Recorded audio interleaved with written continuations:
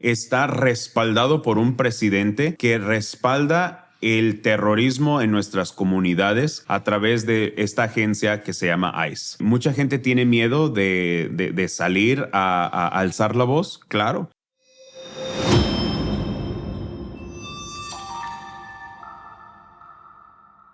Bienvenidos a Prensa Arizona Podcast. Y bueno, pues hoy vamos a dar un vistazo al panorama legislativo 2026 y pues haremos un breve resumen de la sesión actual y cuáles son esos proyectos silenciosos, esos proyectos que tendrán mayor impacto, porque le guste o no, a usted le guste o no la política, el hecho de que en la sesión se estén llevando a cabo las leyes, a todos nos afecta o nos beneficia. Y bueno, pues para hablar de este tema, hoy le damos la bienvenida a César Chávez, ex legislador, pues muy conocido también, activista durante mucho tiempo y ahora consultor de Oracle Strategies. César, bienvenido. Muchas gracias, Oscar. Un gran placer siempre estar aquí con ustedes en Prensa Arizona. Fíjate que pues acaba de iniciar la sesión, año electoral. Empieza el jaloneo con lo que es el presupuesto. Ya se dio el primer veto de la propuesta republicana por parte de la gobernadora. Y a veces cuando hablamos de presupuesto, como que a nosotros no nos cabe mucho en la cabeza de qué se trata, ¿no?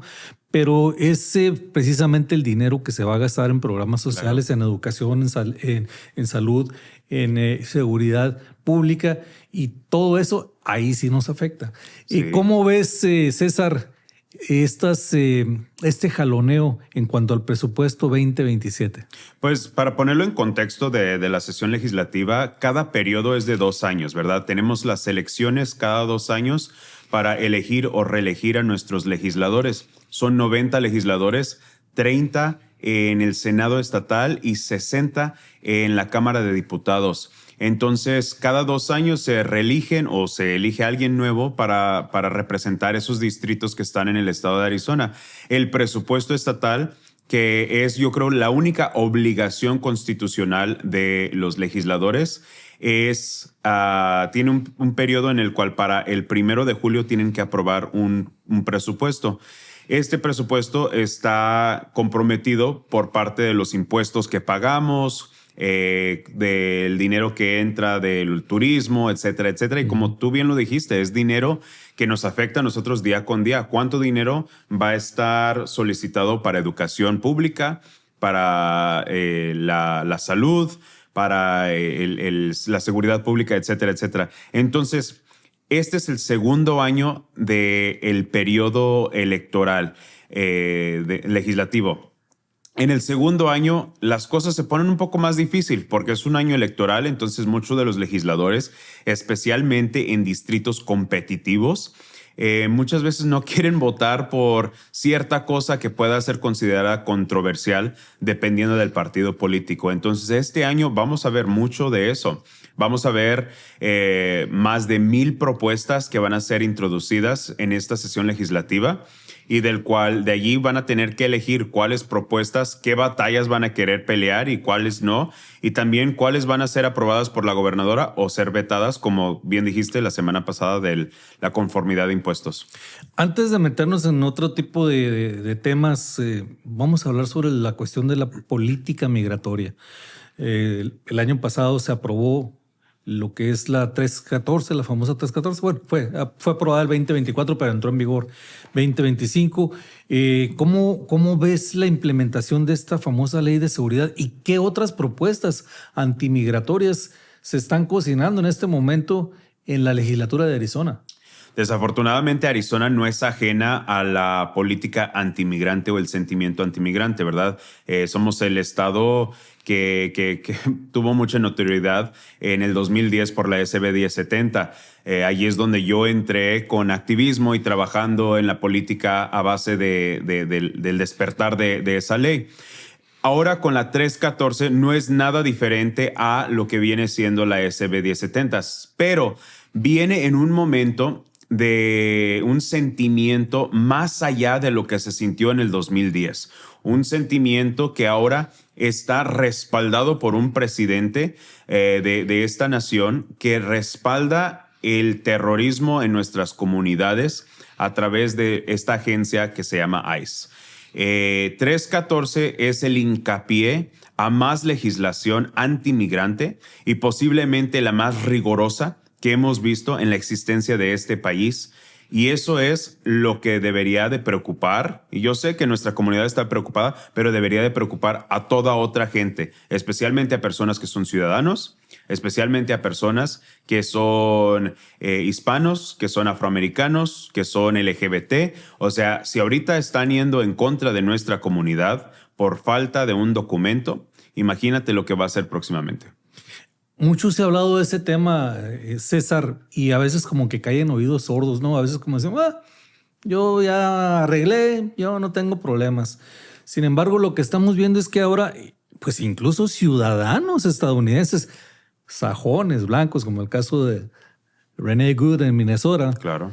y están sintiendo esas consecuencias de cuántos ciudadanos y nativos americanos no han sido detenidos porque precisamente lucen como nosotros, César. Y desafortunadamente creo que ese es el despertar que necesita este país. O sea, y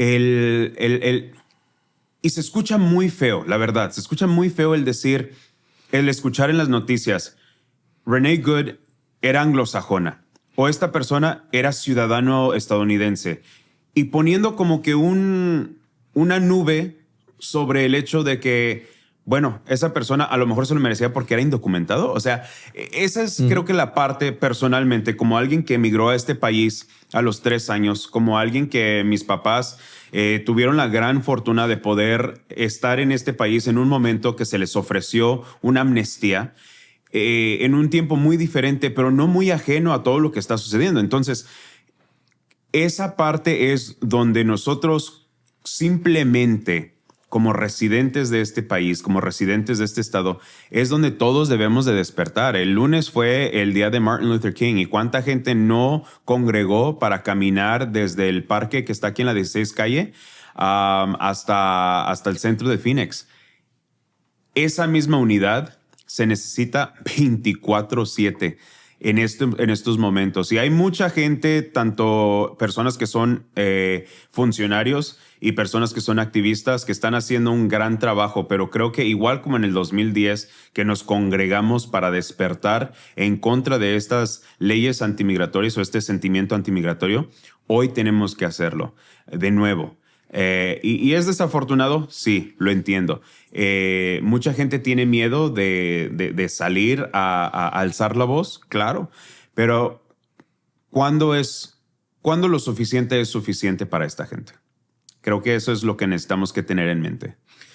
Un caso, o bueno, en todos los años que llevo reportando para nuestra comunidad, recuerdo que a inicios platicaba yo con personas del Partido Demócrata y hablaban precisamente de este tipo de situaciones. Cuando dicen, ahorita están viniendo por unos, pero después van a venir por ti, a veces podía sonar como que exagerado. Van a venir por los derechos reproductivos, pero después van a venir por los derechos de la comunidad LGBTQ. Y sí, a veces pudiera sonar como teorías de conspiración. Sin embargo, en este momento se está viendo y la pregunta es, bueno, si a ciudadanos estadounidenses les están violando sus derechos, el derecho a la libre manifestación, a la libertad de expresión, a filmar, a participar en una protesta, los están tratando de esa manera, pues ¿cómo estarán tratando a los inmigrantes cuando nadie los está viendo? Sí, no, y es un efecto dominó que se ha estado viendo desde el tiempo que yo estuve en la legislatura. Precisamente esta semana se vio salir a la luz un memo interno del Departamento de Homeland Security en el cual le daba la autoridad a miembros de ICE entrar a las casas, entrar a las propiedades de las personas. Tenemos que recordar, seas documentado o indocumentado, tú estás protegido bajo la Constitución de este país. Y uno de esos, de esas regulaciones dentro de la Constitución es el derecho de propiedad privada. Entonces, a esta administración le vale, o sea, para decirlo como decimos en nuestro rancho a calzón quitado, le vale el hecho de que existe una constitución. Esta administración no está en regla lo que diga o no diga la constitución, simplemente a lo que ellos piensan que es lo correcto para progresar su agenda. Una agenda que desde hace muchos años hemos visto que ha sido progresivamente creciendo, como dices tú. Primero fue violar el derecho de que puedas filmar en un incidente como tal. Luego ha sido el no poder congregar en ciertos lugares para protestar y ejercer la primera enmienda de la Constitución, la libertad de expresión. Entonces, ¿hasta dónde vamos a llegar? Y no solamente hasta dónde vamos a llegar, pero hasta dónde nosotros como ciudadanos vamos a permitir que esto siga sucediendo aquí en este país. Hay señales de que una gran parte de la ciudadanía ya ha tenido suficiente. Aquí en Arizona vemos cómo han ido creciendo en números las manifestaciones, sobre todo después de los sucesos de Minnesota y la muerte de Renee Good, que pues aparentemente se va a convertir en un ícono en esta lucha. La cuestión ¿es suficiente manifestarse, César? ¿Es suficiente salir a las calles? ¿Qué más puede hacer la sociedad civil que respeta la Constitución para, darle la vuelta a esta situación? Y ahora viene, todo indica que este tipo de operativos van a aumentar. Han aumentado, de hecho, ya aquí en Arizona. Sí. Aunque de una manera más silenciosa, pero que pudieran llegar como están sucediendo en este momento en Minnesota, como estuvo en Los Ángeles, como estuvo en Chicago. Y eso ha levantado una gran preocupación también por el lado de la situación de las armas aquí en Arizona. Sí. Entonces, sé que es una cuestión larga, ¿no? Sí, sí. Pero ¿cuál es tu opinión al respecto? ¿Cuál es tu visión? Pues mira, primeramente, y para dejar de elaborar tanto en el mismo tema de que, como dice el I told you so, ¿verdad? O sea, el hecho de que el presidente actual, desde su elección en el 2016, fue parte de su plataforma. Ha ido incrementando a través de los años y obviamente no ayudó de que le ganó Biden y hubo un periodo de 4 años donde estuvo fuera de la oficina. Pero, sin embargo, este acto que estamos viendo fue predicho desde un inicio. O sea, después vimos la elaboración del proyecto 2025 y etcétera, etcétera. Bueno, llegamos a un punto en el cual tanto republicanos como independientes ahora están como diciendo, oye, nosotros no votamos por esto, nosotros votamos por una mejor economía. Dicho, hasta latinos que votaron por Trump hoy están como el perrito con la cola entre las patas, ¿verdad? Porque dicen, yo no voté por esto. Sin embargo, estuvo muy bien escrito. Pero para dejar de elaborar ese punto, es la razón por cual siempre decimos que las elecciones tienen consecuencias y las elecciones realmente importan. El que me diga y se siente aquí y diga, mi voto no importa, la verdad vale bastante. Tenemos una legislatura en el cual los márgenes entre republicano y demócrata han crecido. ¿Qué quiere decir esto? Que los demócratas no tienen el mismo auge de poder abogar por legislación que apoye al ciudadano y tampoco tienen el mismo auge o el mismo poder de poder mantener una contabilidad contra republicanos que empujan este tipo de legislación. Yo entiendo, todos tenemos nuestras moralidades, todos tenemos nuestra plataforma personal como individuo, pero a final de cuentas creo que si le afecta a las masas, en algún momento me va a afectar a mí, ¿verdad? Y tenemos una gobernadora que pues tiene el poder de vetar las leyes y ponerle pause a todo lo que está sucediendo, pero ¿hasta qué punto? Porque existen mecanismos como por ejemplo está la ESSR 1001 que se llama la Acta de Seguridad Electoral. Esto impide el que puedas votar después de cierto tiempo, que es un problema para nuestra comunidad hispana, especialmente para aquellos que trabajan en una compañía donde no les permiten, aunque es en contra de la ley. Y le pone más restricciones a gente en comunidades como Maryville, como el sur de Phoenix, aquí en Arizona.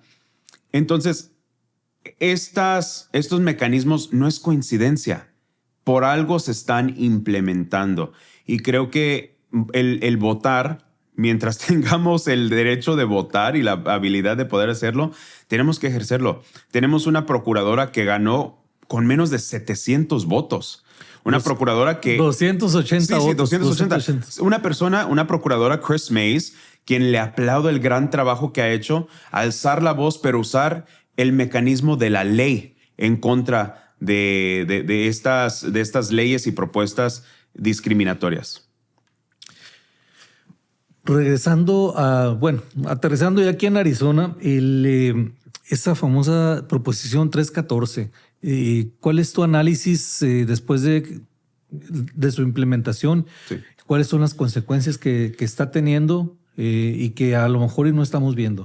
Pues las consecuencias del 314 viene siendo no solamente la problemática que ocasiona esa ahora se puede decir ley o una enmienda, sino que también viene siendo los cimientos hacia algo peor, ¿verdad? Tienes, por ejemplo, una propuesta que se escuchó en la comisión en el Senado de Wendy Rogers, una propuesta de Wendy Rogers que impediría a una persona indocumentada tener acceso a un hospital por el simple hecho de que el hospital, por ley, si esta propuesta fuera a llegar a ser ley, por ley, el doctor, la enfermera, la persona que está en la recepción tuviera que pedirte tus papeles, tuviera que pedirte documentación.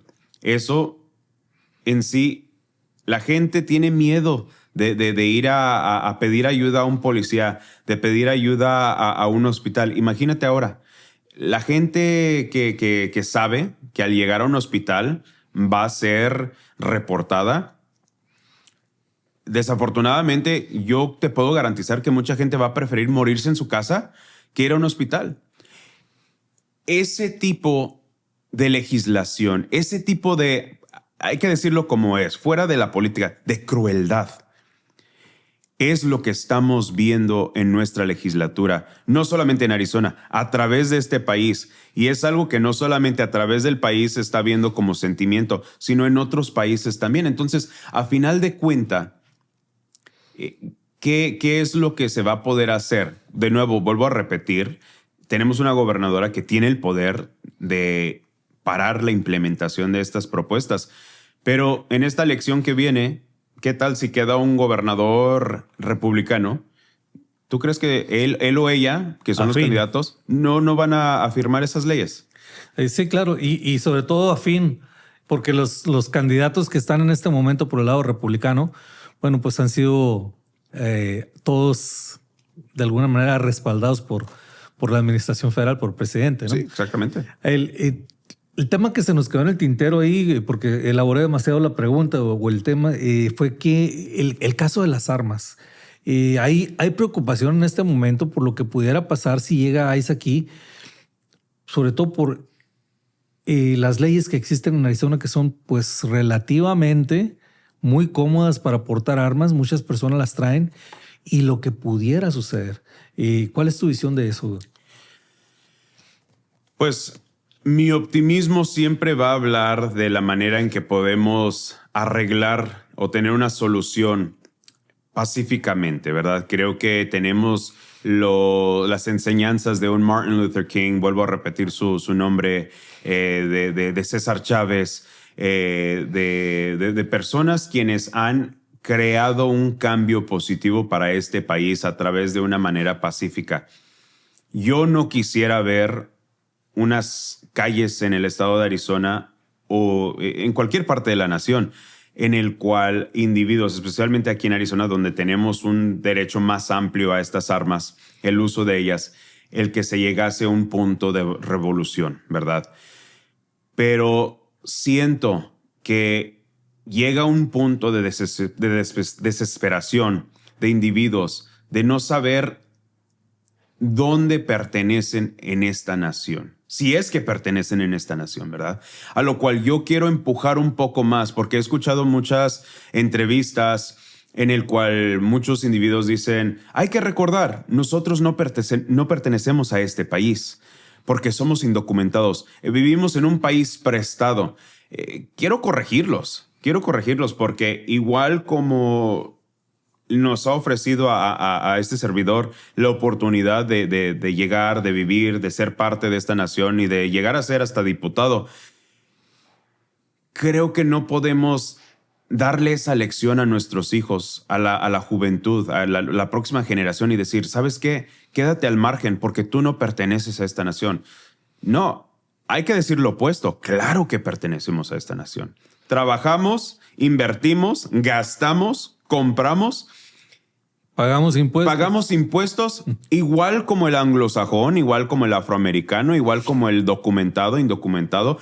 Eso para mí creo que es algo que tenemos que cambiar esa mentalidad. Claro que pertenecemos en esta nación, somos de esta nación, aunque tengamos una descendencia. Yo soy orgullosamente mexicano de Guanajuato, pero tenemos tanto derecho como cualquier otra persona a pertenecer en esta nación y poder aportarle a esta nación. Hay que hacer un énfasis en eso. Aportarle a esta nación y hacerla una nación grandiosa como siempre lo ha sido. César, ¿qué otras propuestas de ley, tú que estás inmerso ahí en la legislatura, qué otras propuestas de ley anti-inmigrantes están en este momento pasando los pasillos de las cámaras? Pues el presidente del Senado tiene dos prioridades. Tres. Una, llegar a ser el próximo procurador de este estado que está como candidato por el Partido Republicano. Estamos hablando de Warren Peterson. Dos, tiene una propuesta que cambiaría el nombre de uno de las autopistas de Ed Pastor a Charlie Kirk.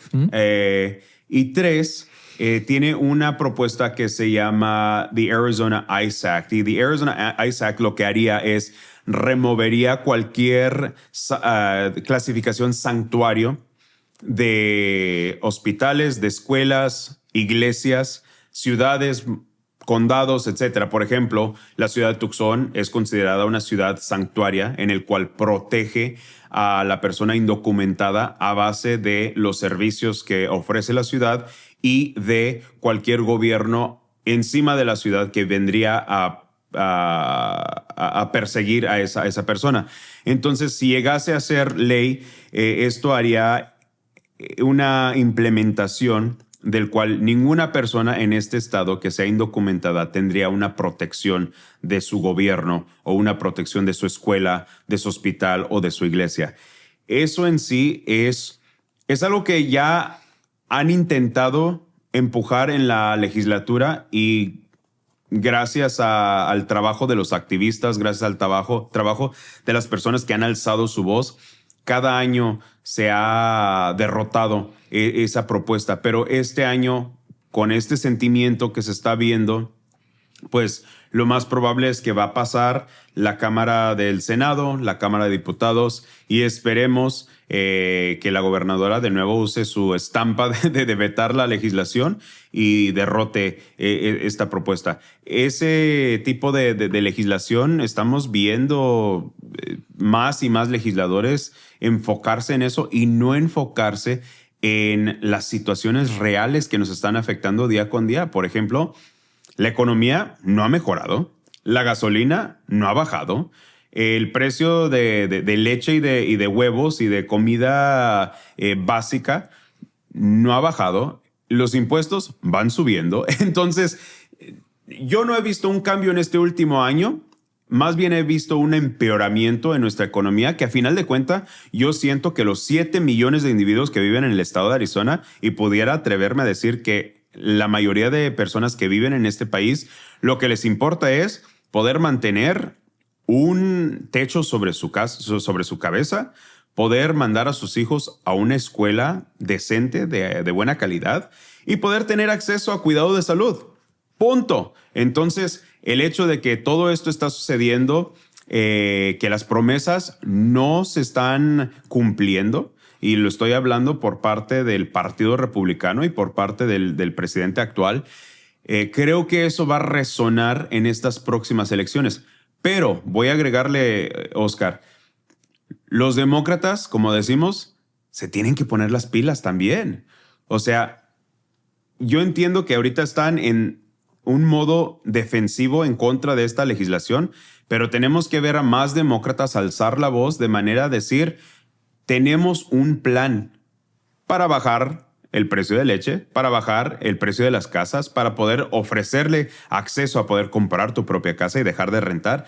Tenemos que tener demócratas que tengan un plan, una estrategia que realmente va a resonar con la persona de todos los días, que se levanta a trabajar a las 5 de la mañana y no regresa a su casa hasta las 7 de la tarde.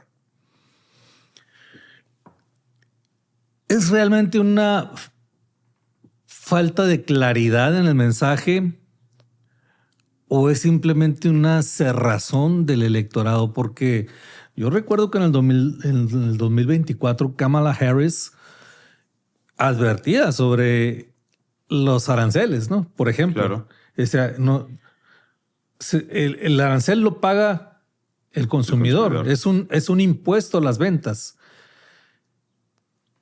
Y ofrecía un estímulo para compradores de casa por primera vez. Un muy buen estímulo federal para poder comprar esa casa. Y hablaba de muchas cuestiones económicas y sin embargo vimos que... Porque no supo ejecutar todas esas propuestas. No supo ejecutar un mensaje claro a las personas que iban a votar por ella y que votaron por el opuesto. Uh-huh. Sin embargo, el presidente actual, a su crédito, pudiéramos decir, supo hablarle a aquella persona en un área rural que posiblemente la industria que le permitió llegar a ese lugar se fue, al ranchero en Yuma, Arizona, que tuvo su granja por 4 generaciones en su familia y hoy tiene que cerrar porque toda la industria se viene a la ciudad. Esos tipos de segmentos en la población electoral no tenía una esperanza con Kamala Harris. Sin embargo, sintieron que la tenían con Donald Trump. Y eso es algo muy diferente que vuelvo al comentario que acabo de hacer de los demócratas. Es el mensaje, aunque muy bien intencionado, no está claro. ¿Por qué crees que incrementaron los latinos que por fin se hartaron de las promesas del Partido Demócrata y dijeron, ¿sabes qué? Pues voy a votar por porque he votado por el demócrata los últimos 20 años y no he visto un cambio? ¿Verdad? ¿Cuántas veces no nos han prometido una reforma migratoria? Uh-huh. Y sin embargo, no ha sucedido. Llega un punto en el cual la esperanza se pierde y tenemos que buscar otra opción. Desafortunadamente, esta otra opción fue peor que la anterior. Pero a final de cuentas, creo que los demócratas tienen toda la mejor intención, mas el mensaje no está unido, no está conciso y no toca a las poblaciones de segmentos que posiblemente pudieran hacer la diferencia en un voto. Esa es la gente que vive en lugares rurales, que viven en la frontera, que viven de una manera en el cual es muy diferente a la urbana que vivimos nosotros día con día. ¿A qué voy a llegar con todo esto? Creo yo, en mi análisis, que en estas próximas elecciones los demócratas pudieran derrotar a los republicanos y tomar una mayoría. ¿Pero qué hace falta? Hace falta unión. Siempre cuando se busca un poder, se encuentra uno con la división. Porque yo quiero ser el líder, porque yo quiero ser el que esté enfrente de la cámara, yo quiero estar enfrente del micrófono.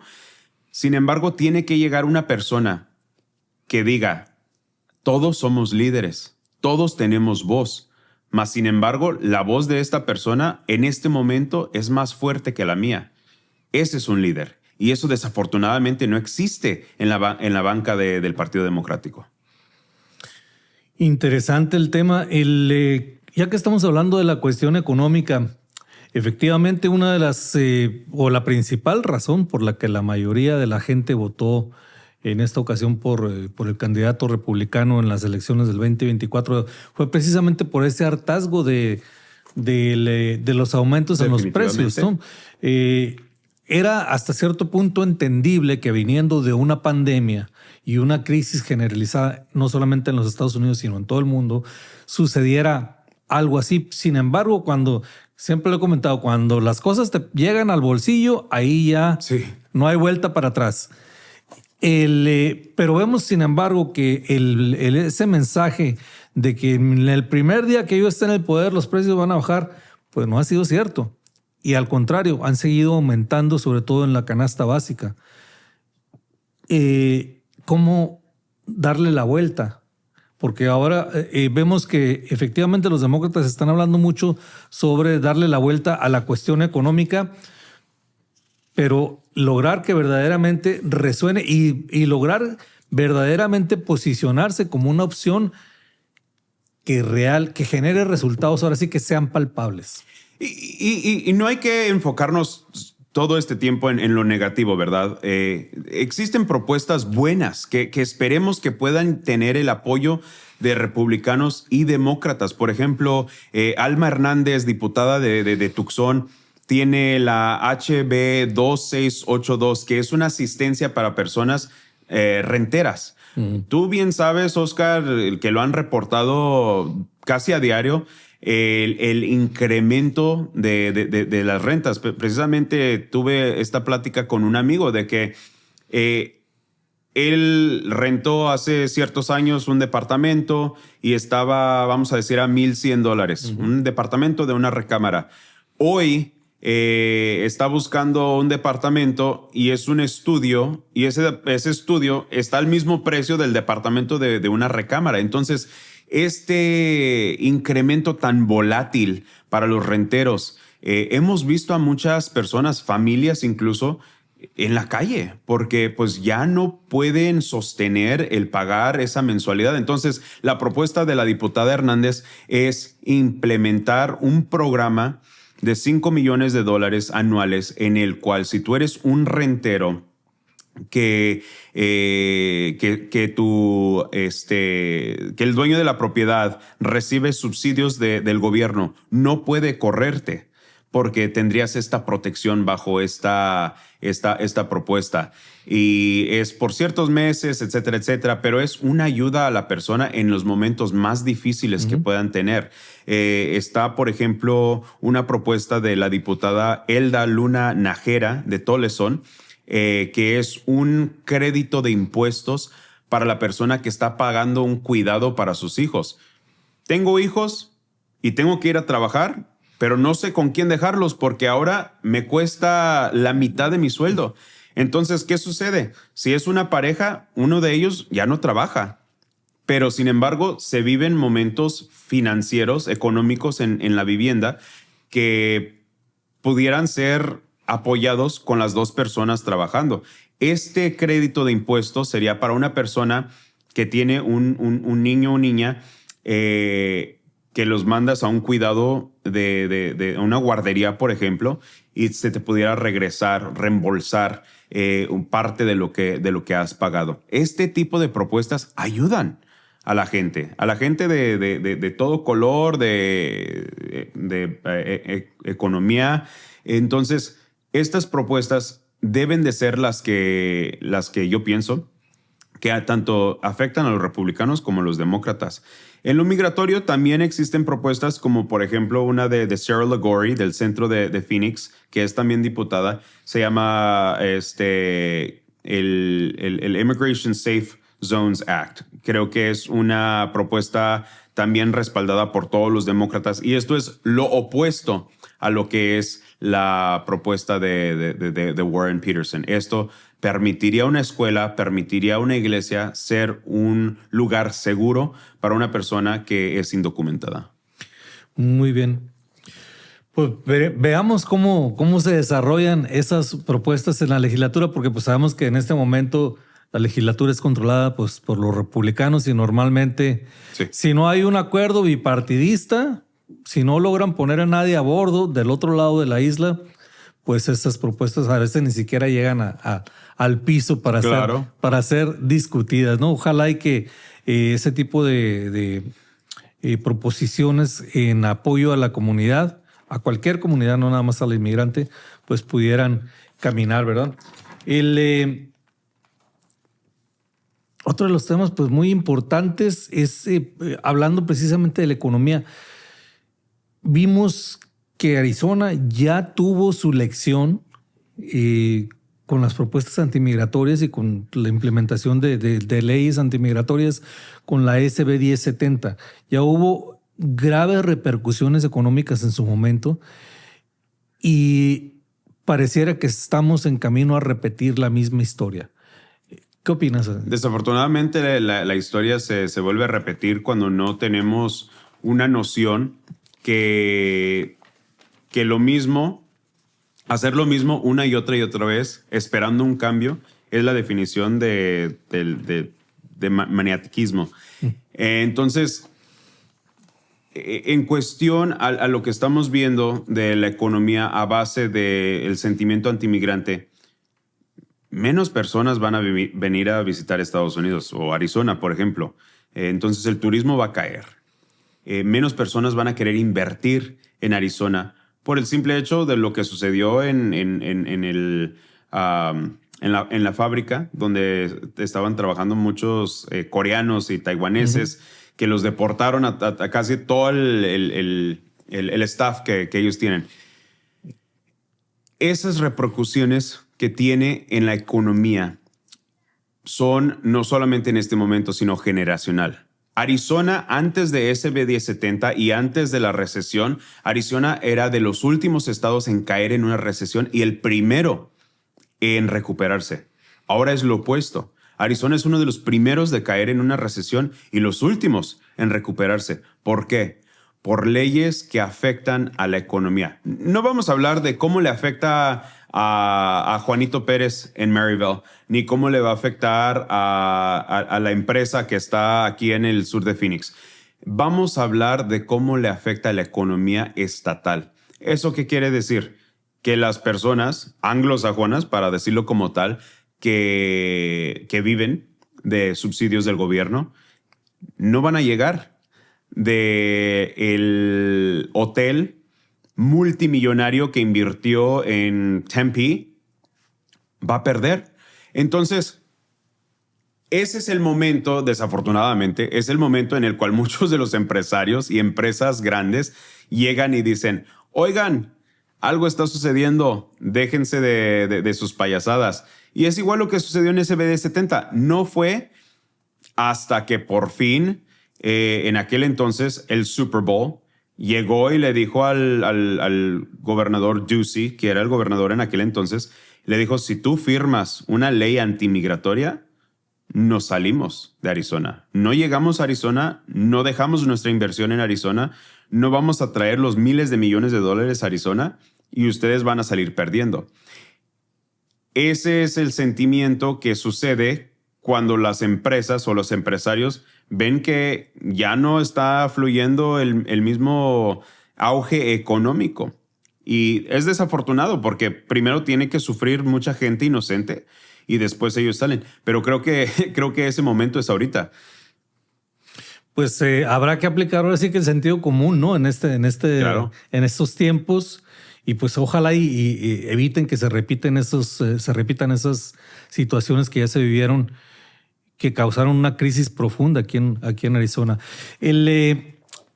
Retomando el tema de las elecciones, hablabas de propuestas también que de alguna manera pretenden limitar la participación ciudadana en las elecciones en este 2026.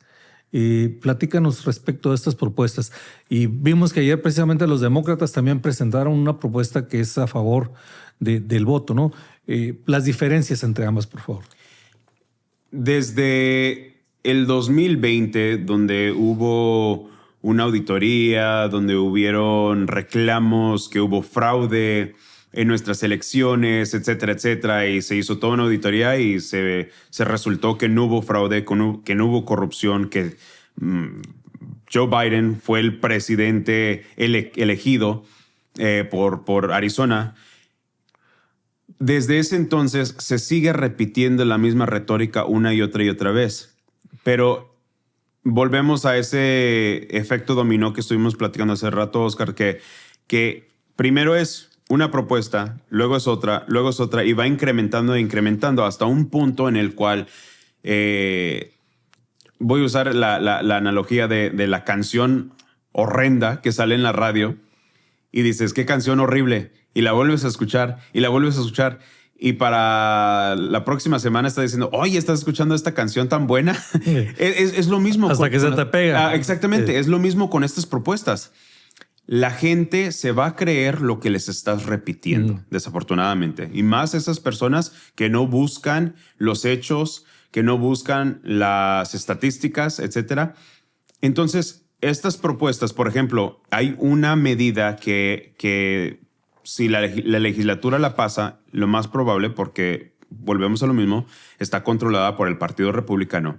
Es una propuesta que llegaría a la boleta que terminaría la boleta, poder votar en casa, poder recibir tu boleta por correo, votar en casa y regresar la boleta o ir a la urna y dejarla. Esa en sí, yo diría personalmente en mi análisis, sería la gota que derrama el vaso tanto para el votante como para su mismo partido, porque su mismo partido, especialmente el partido, bueno, la gente que se considera independiente de algún partido, ellos, la mayoría votan desde casa. Por correo. Por correo. Sí.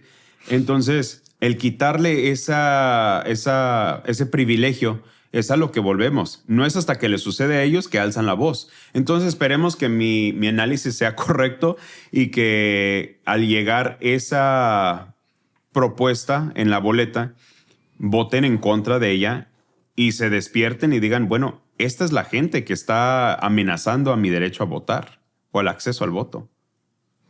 Y efectivamente, ahí no se trata nada más de afectar no afectaría solamente a un partido o a cierta sección de la población, sino que pues sería en general.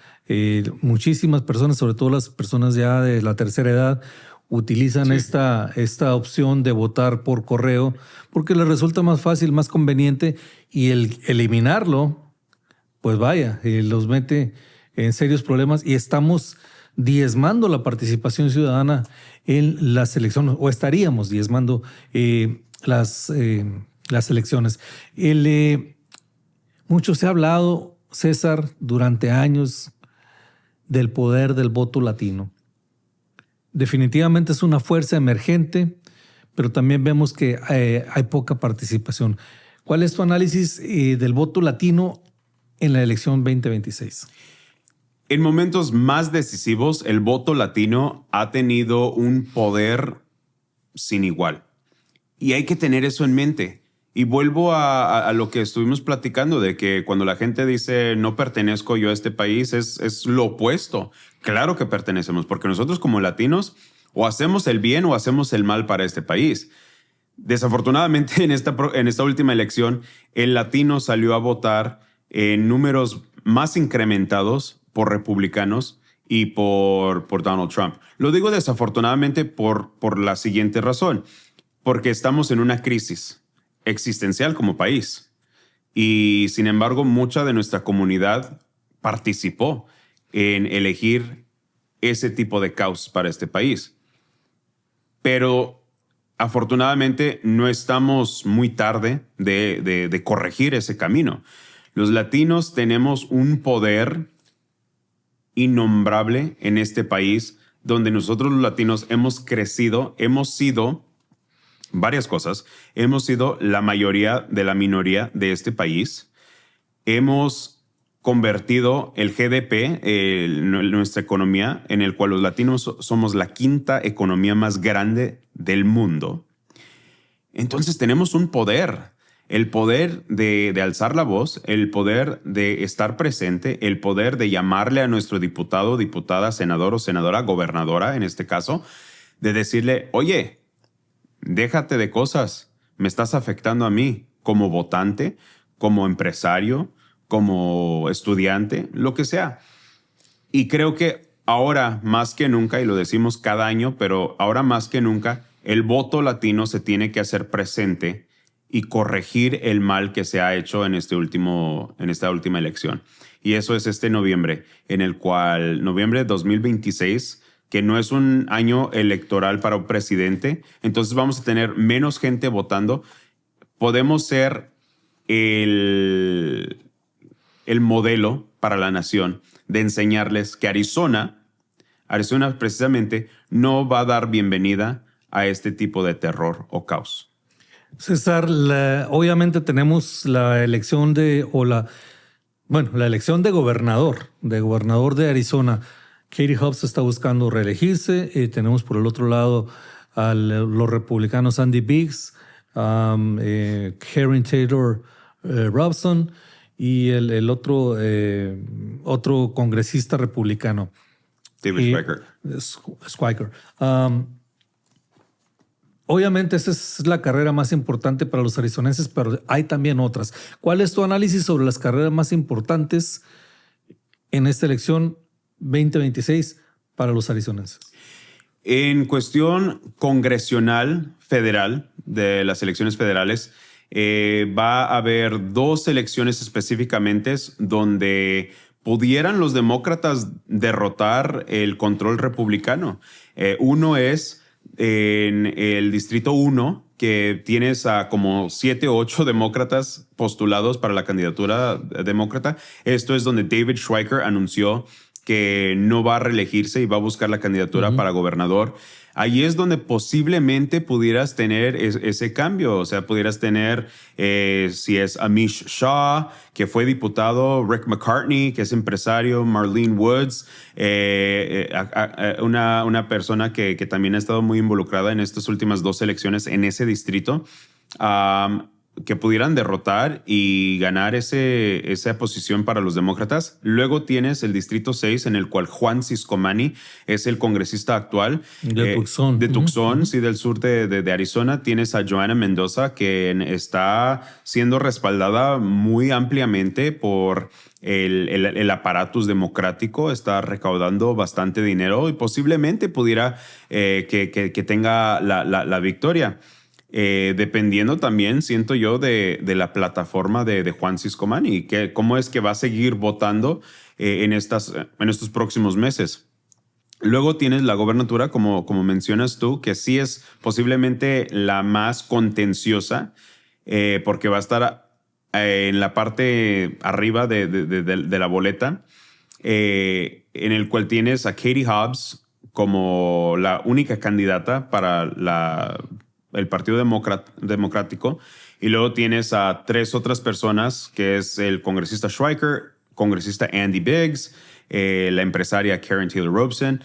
Entonces, eso creo que también tiene un gran valor, porque actualmente en una legislatura republicana, Katie Hobbs ha podido darle una pausa o darle un completo paro a la legislación republicana. En la legislatura tienes la oportunidad de pérdida de 6 a 7 posiciones, distritos, en el cual los demócratas pudieran cambiar esa posición y llegar a emparejarse con los republicanos, que no ha sucedido desde el principio de los 2000, en el cual Pete Rios fue presidente del Senado, el único latino que ha podido tomar ese asiento en el Senado. En el cual pudieran emparejarse o tomar la mayoría los demócratas en la legislatura.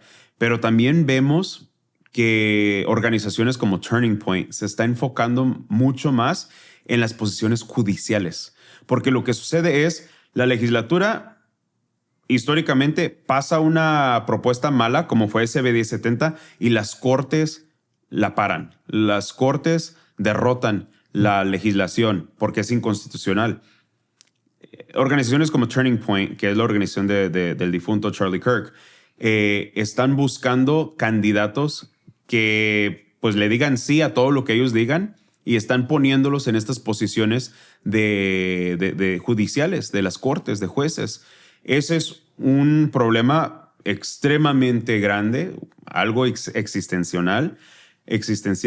Y luego también tienes a muchos republicanos buscando candidaturas en mesas directivas de distritos escolares y cambiando las reglas de esos distritos escolares e implementando currículo antimigrante, implementando currículo donde no te permiten hablar otro idioma que no sea inglés y matar la diversidad, etcétera, etcétera. Entonces, no solamente cuando recibimos la boleta buscamos poner el círculo para la gobernadora o gobernador, sino también hay que empezar a investigar hasta abajo, porque ahí también van las propuestas a las enmiendas constitucionales. César, antes de terminar, Arizona como brújula nacional 2026-2028. Todos los caminos atraviesan Arizona. Somos un estado fronterizo, entonces nuestra relación con México es sumamente importante. Es la transvía que va de México a Canadá, otro de nuestros aliados más grandes, que no podemos dejar a nuestros aliados a aislarse fuera de la relación con Estados Unidos. Tenemos una posición en este país en el cual tenemos aún un balance bipartidista. Tenemos que tener en entendimiento que el movimiento independiente va creciendo aún más y más y más de personas que ya no se sienten identificados como demócrata o republicano. Entonces, 2028, Arizona en 2026 es uno de los estados más claves de esta nación, por lo cual arizonenses que escuchan Prensa Arizona, arizonenses que viven y participan en este estado, tenemos que tomarnos muy en serio nuestra posición en esta nación. César, pues algo más que agregar.